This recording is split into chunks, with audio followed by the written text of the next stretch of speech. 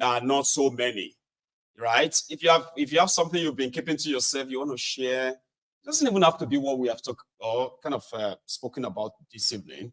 It could be just anything else that we've probably spoken about before, and you've not had a chance of calling in. So we are not so many tonight, and this could be your night, right? So on the other part, because I do not want to set up a fundraiser on the side, so we are using that PayPal. I know some people don't like using the PayPal. It is safe, but I understand. You see that link, you don't even have to have a PayPal. Okay, just click that link or even copy it to another browser, and I will be announcing where I have gotten in. So it's already open now. So I have a caller though. Yeah. Hello there. Hello, Mr. Mayego. How are you today? I am very well. How are you, sir? I'm all right. Thank you very much, my brother, man. This is the Besu from Nottingham. I know. That's you.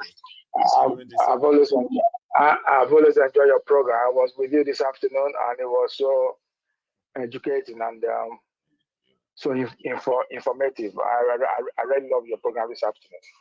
Yes, sir. I'm going to comment on the what they call it, the 70,000 naira minimum wage, okay, and Ndume nonsense, and the upcoming okay. and the upcoming protest, right? That's 70K, right? To sort of, it's not exonerating himself. It's like trying to say, you know what, guys, measure my punishment in case you don't touch me, because I'm trying to show to you down that I'm on your side, though. That's what I see, Baba. To me, that's not. There are so many. Is multifaceted. You know, there's so many dimensions to this behavior. Number one, you can attribute it to self-aggrandizement. You know, self-interest, because every time Ndume has criticized the government, right, it's about himself. It's mostly for not himself. Holding, not holding certain position, being disenfranchised from certain position. It's always been like that. How can your not getting access to the president, right, result to this kind of, tantamount abuse to your own party where you are a chief whip? It doesn't make sense. And all he's talking about is about having access to the president. If you listen to his speech very well, because he's not having access.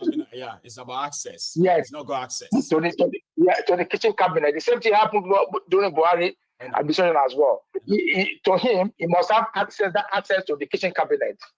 And when they deprive him, then you're in trouble. There are about this 70,000 minimum wage, right? You can tell that the APC, the Tinubu government, right, only agreed to that 70,000 naira minimum wage because of the upcoming revolution. Because if not for that, right, they will have just left it. They will have left it at that 62,000. I can bet you any money. Are you there? I'm with you. Yeah, if not for that revolution, upcoming revolution, right, they will have left it at that 62,000. But to pacify themselves, right, they left it at 70,000. And those labor leaders, right, they're a disgrace. They're a disgrace to their profession. And I can tell you, the only labor leader we ever had in Nigeria, which is a true labor leader, is it Momo or Momadu? That the first labor leader. Is it Momo? Is it Momo? I can't remember his surname. So the guy died in Penny. I think it's Imodu. That's a true labor leader. The subsequent ones, Oshomole became a governor, became a politician. What was this guy, that textile man, vice president of labor? What's his name again? This Yoruba man. Alemu became an APC member, campaigning for Buhari and Tinubu. Now Ajero, give me some time, right? He's going to probably join PDP himself. He's going to probably join PDP. All these guys, they are politicians. You know what I'm saying? So you want to be governor of Imo State. I'm telling you. Then Ndume, right? Let's check out Ndume. Zulum as a governor. Yep. You can attribute something to Zulum. You can attribute something to Zulum. What is done in the state.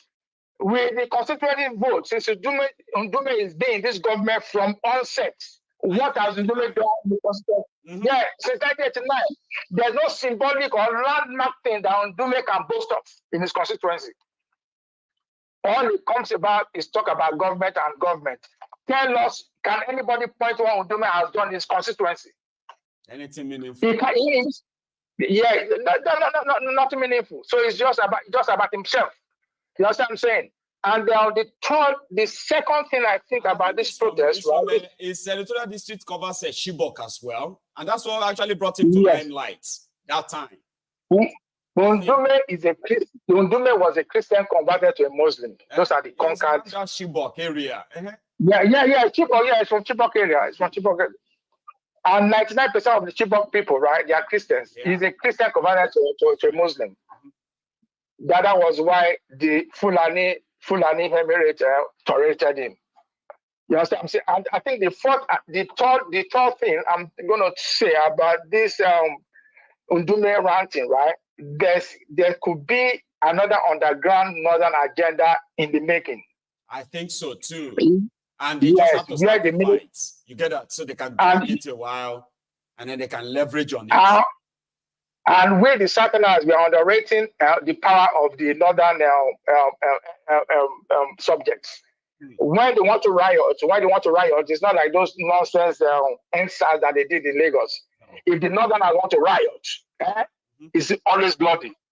It's always. It's something you can't manage. They smash everything. They know they do this. Yeah, you're right, Baba. No. Yes, I'm saying that. So, and if it comes to that level, right, I bet you the military will take over. And nobody, no Western leader will blame the military because they will be afraid of influx of refugees from Nigeria. You know what I'm saying? So they will welcome the agenda of the military for taking over government at that time. So we should think about that as well.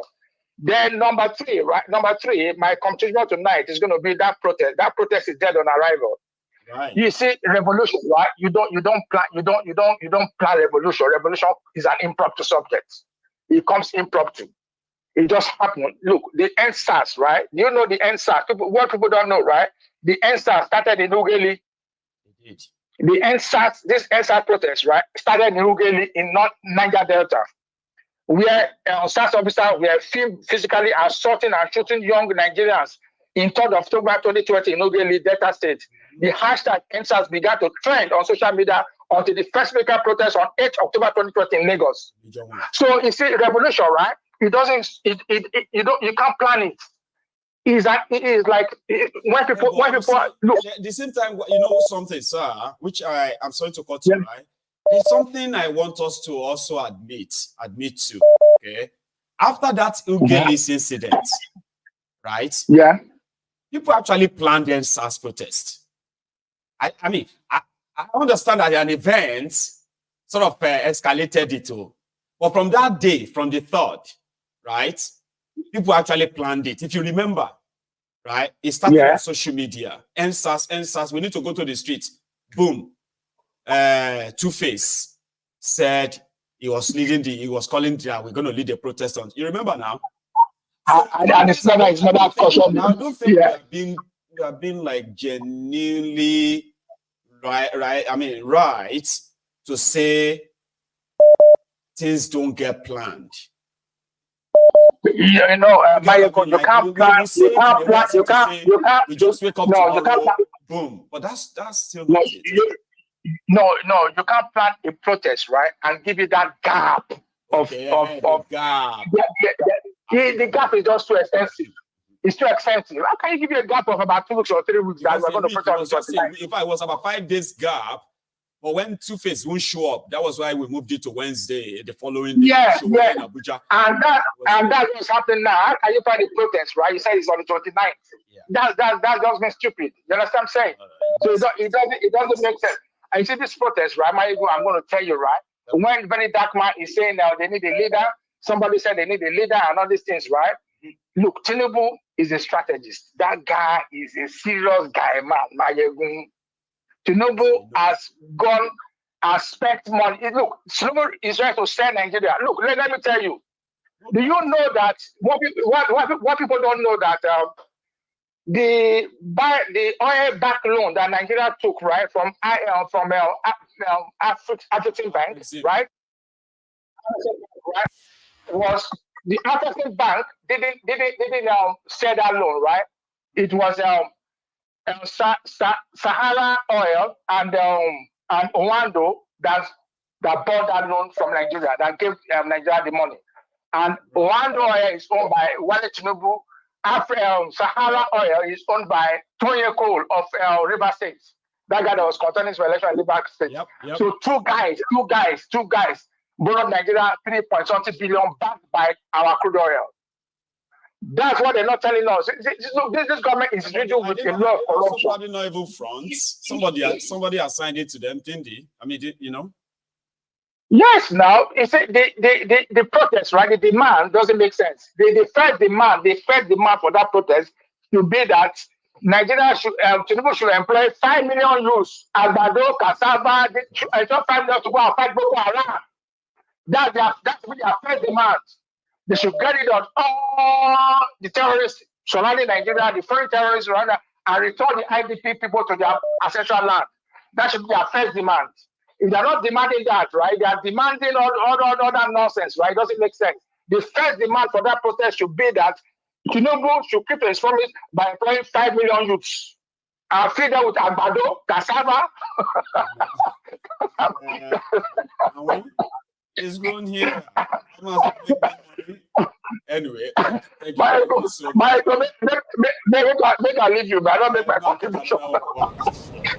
And we are competing with armed robbers and the bandits to recruit from the youths who are unemployed. 33% unemployed.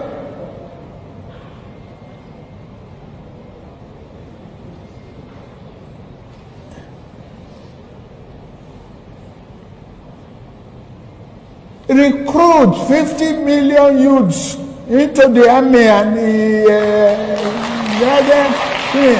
Take away from their recruitment source. What they will eat? Cassava, agbado, corn in the morning, yam in the afternoon. It's growing here. You create demand as consumption.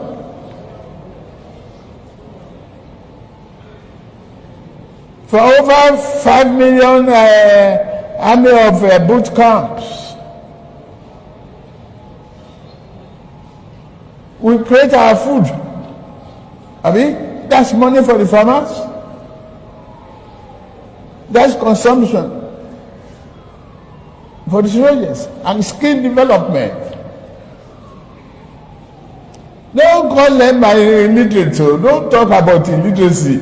Anybody who can own gun, who can handle gun, who can cock gun and clean the chamber and cock and shoot is technically competent to repair a tractor in the farm.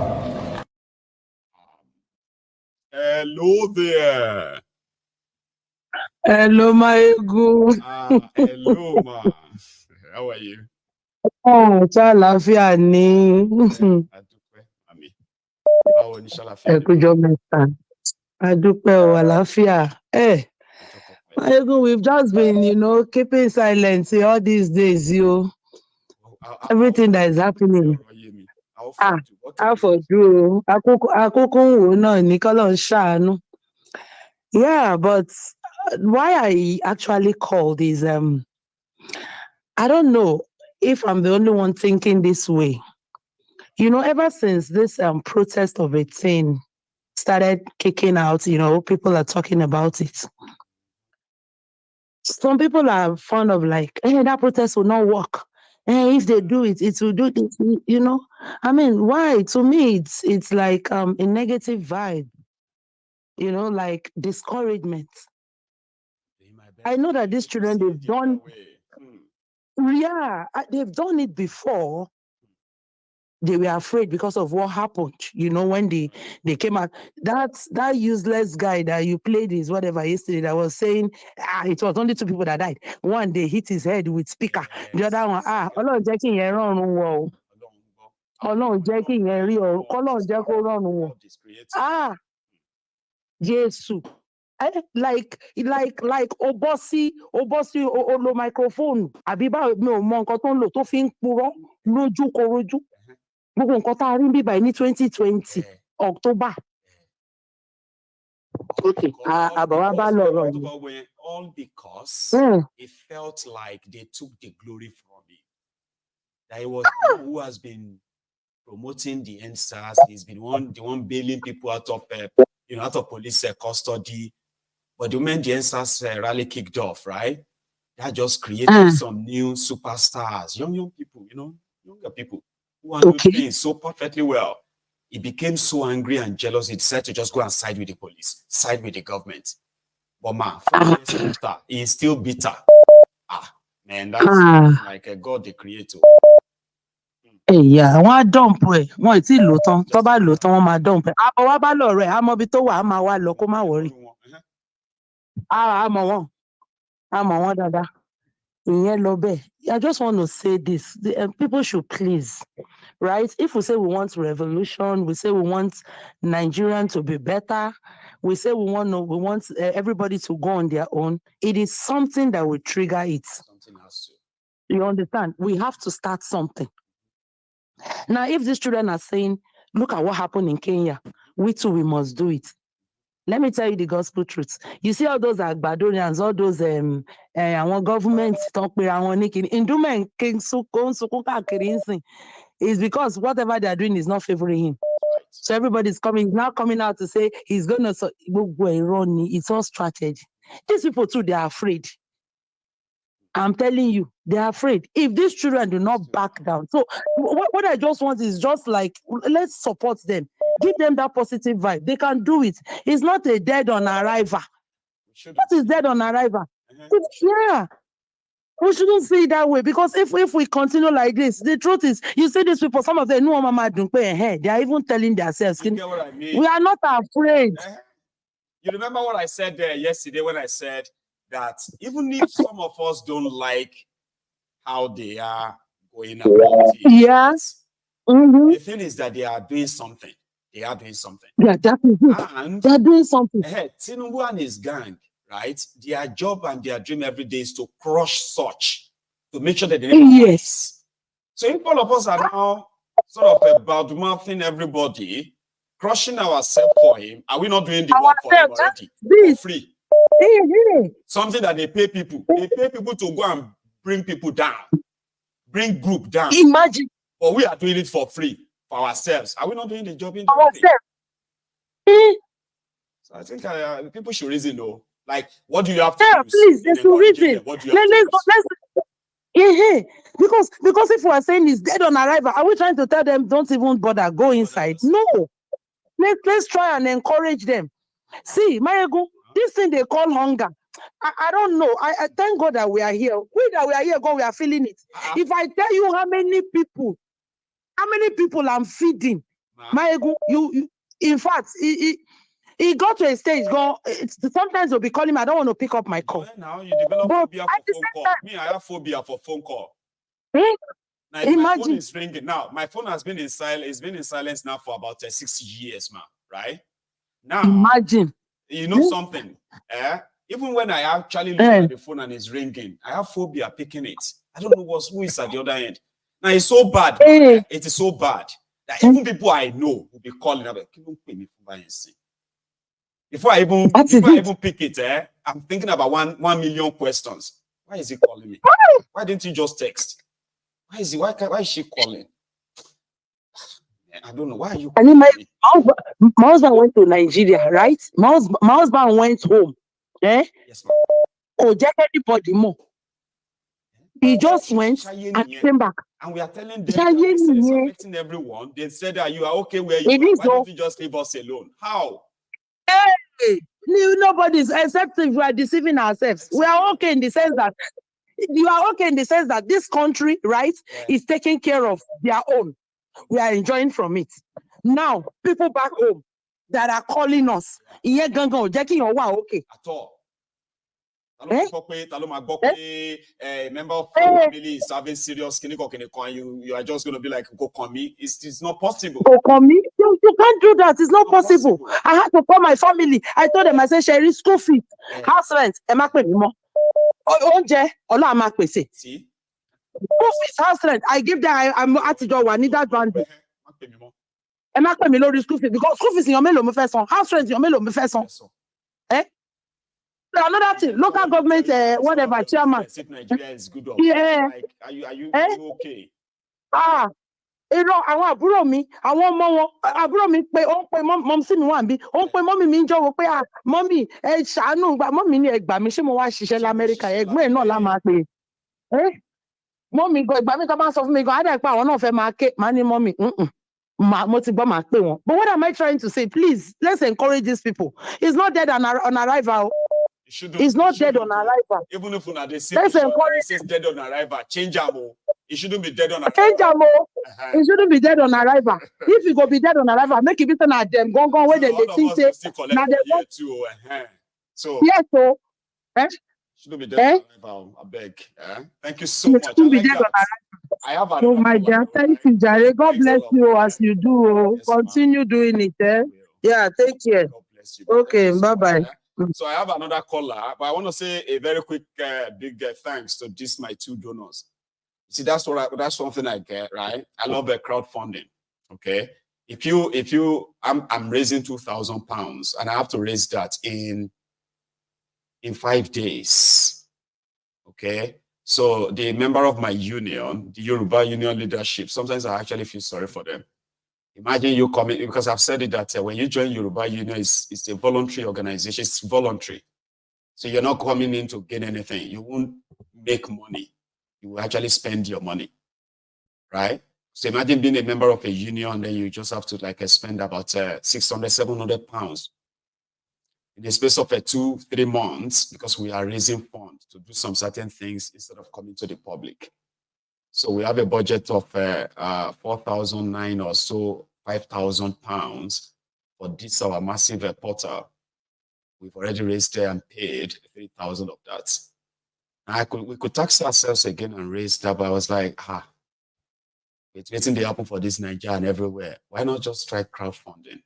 So I want to say a big thank you to my two donors. Let me tell you this, I've already raised 140 pounds. See? Out of my 2,000. And before you know it, right, I could be really, really saving a lot. You could be helping.